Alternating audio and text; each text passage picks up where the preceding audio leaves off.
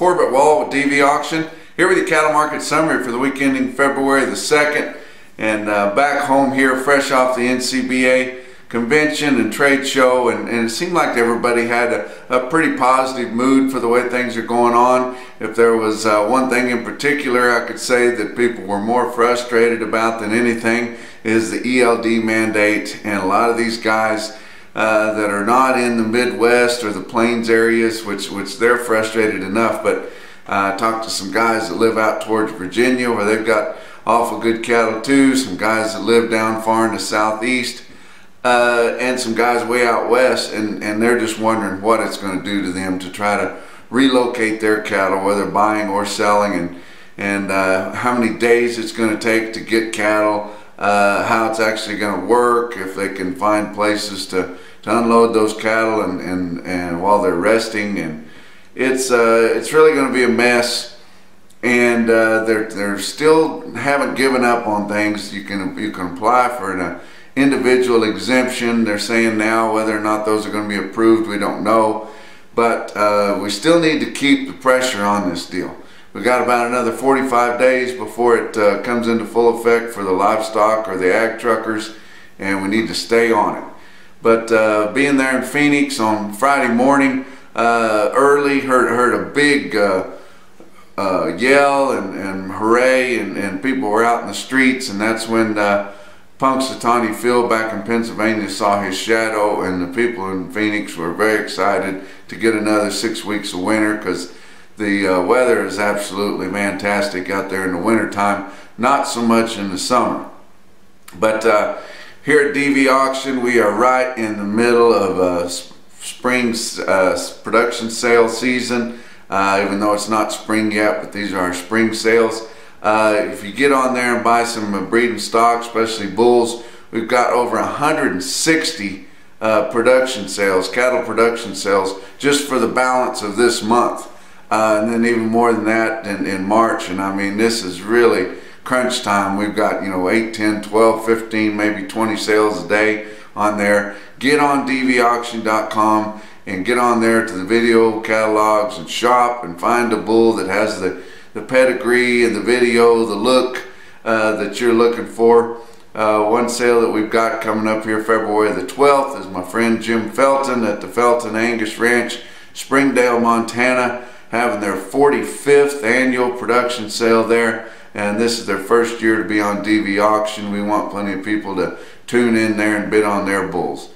But let's look at the board for last week. April live cattle, Monday was up 37, Tuesday down 82, and early in the week things were fairly calm. We didn't see a whole lot. Well, then people got nervous and we had a Tuesday cattle trade.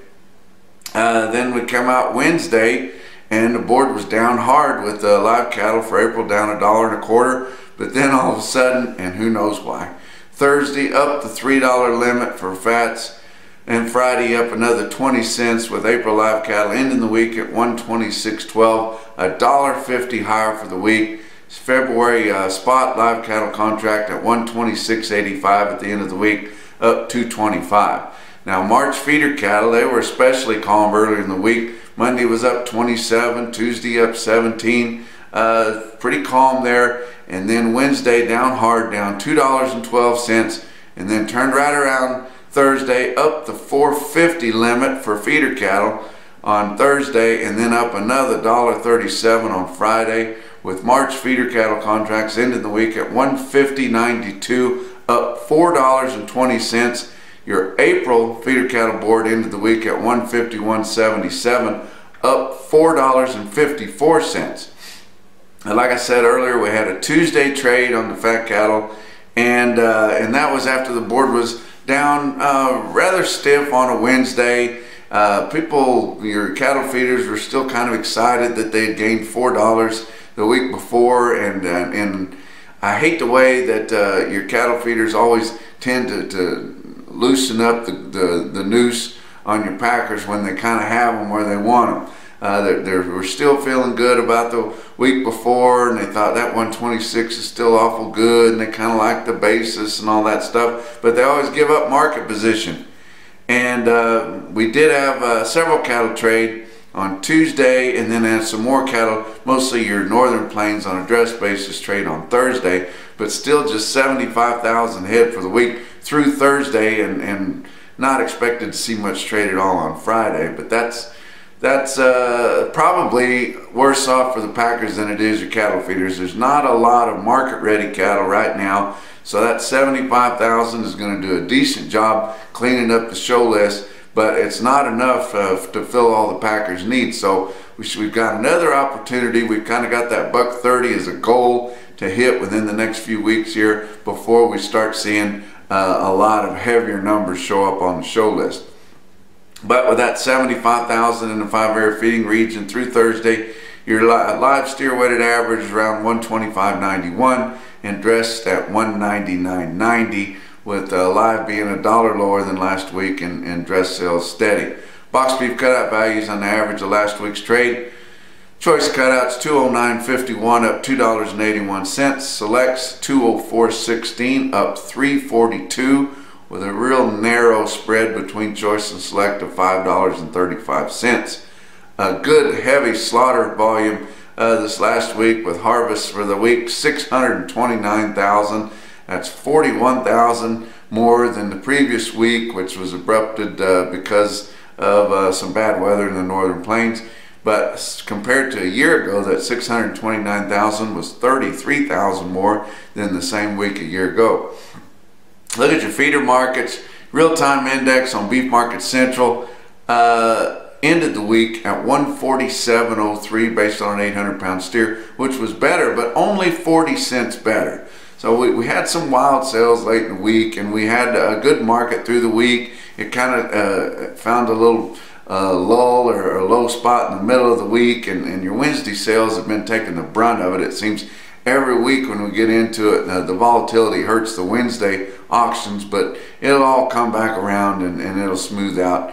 It comes out in the wash eventually, but it was strong early and strong late in the week. But actually your auctions on big feeding cattle going right into the feedlot for the week were just mostly steady to firm. But grazing prospects, 5 and 6 weight steers, the guys are going to get ready for early spring grass, we're higher again, $3 to $5 higher, and guys are buying them now because they know that there's not going to be any availability, and those cattle are harder now than the ones that'll show up later on in the winter and early in the spring, and there's just not enough fall calvers out there to satisfy all the grazing needs that we have early in the spring.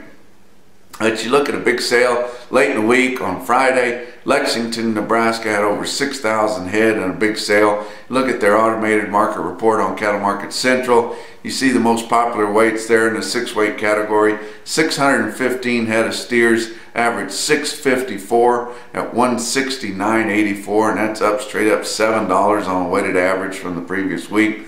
7 weights, there was over 1,050 of them in the 7-weight steer category, average 754 at 154.87. That was up $4.60 on the weighted average.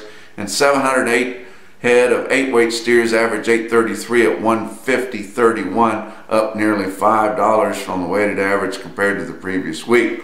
Look at an individual quote that a guy sent me. We're not collecting data on this sale on Cattle Market Central. I wish we were, but that's not going to keep me from talking about them. You look at this ring full of exotics right here. In Valentine, Nebraska on Thursday had 77 head, 731-pound horned Hereford steers bring 171.75. That's your markets for the past week here back at my home TV auction office in Canyon, Texas. We'll talk to you next week.